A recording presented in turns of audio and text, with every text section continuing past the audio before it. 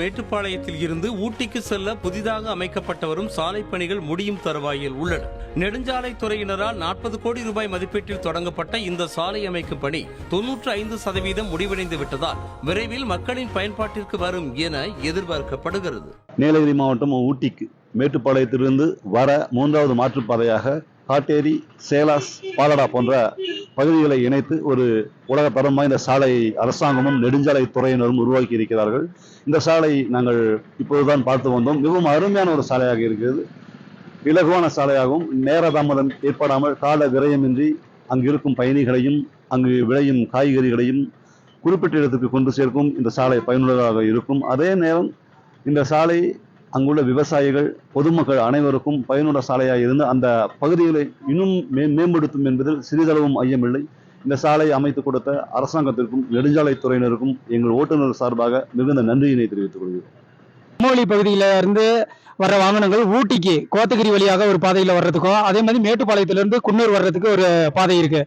தற்போது பாத்தீங்கன்னா இந்த பாதையில வந்து மேட்டுப்பாளையம் டு குன்னூர் வர்ற பாதையில வந்து அதிக வாகன நெரிசல் ஏற்படுறத கருத்தில் கொண்டு ஊட்டிக்கு செல்ல வேண்டிய வாகனங்களுக்காக ஒரு 3வது மாற்று வழி பாதை வந்து உருவாக்கியிருக்காங்க. கடந்த 2 வருடங்களாக வந்து இந்த பாதை வந்து சாலை பணிகள்லாம் மேற்கொண்டு இப்ப 95% வந்து பணி வந்து மேற்கொள்ளப்பட்டுள்ளது.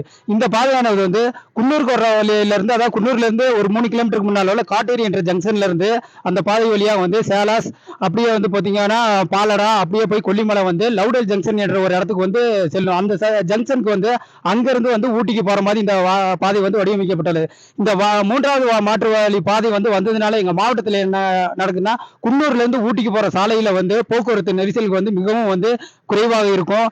குன்னூர் லோக்கல்ல போயிட்டு வர வாகனங்களுக்கு வந்து நெரிசல் இல்லாம வந்து சரியான முறையில் வந்து வாகனங்கள் போக்குவரத்து வந்து போயிட்டு வரது வாய்ப்பா இருக்கும். அது மட்டும் இல்லாம இந்த காட்டேரி பகுதியிலிருந்து ஊட்டி வர அந்த பாதை வர்றதுக்கு இன்னொரு முக்கியமான காரணம், அது மக்களுக்கு எந்த வகையில் பயன்படுதுன்னா, அந்த பகுதி அனைத்துமே வந்து மலை காய்கறிகளை வந்து விவசாயம் பயன்படுத்துகிற பலவிதமான காய்கறிகள் வந்து உருவாகுது.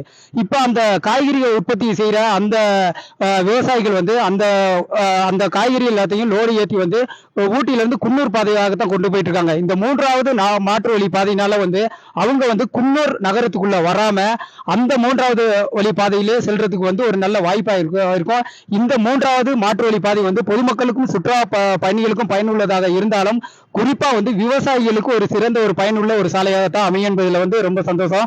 இந்த 3வது வழி பாதையை வந்து அதிவிரைவில் வந்து மக்களுடைய பயன்பாட்டுக்கு கொண்டு வந்து வந்தா வந்து இந்த நீலகிரி மாவட்டத்துக்கு வெளியூர்ல இருந்து வர சுற்றுலா பயணிகளா இருக்கட்டும், வாகன ஓட்டிகளுக்கு வந்து நேரத்தையும் மிச்சப்படுத்தலாம்.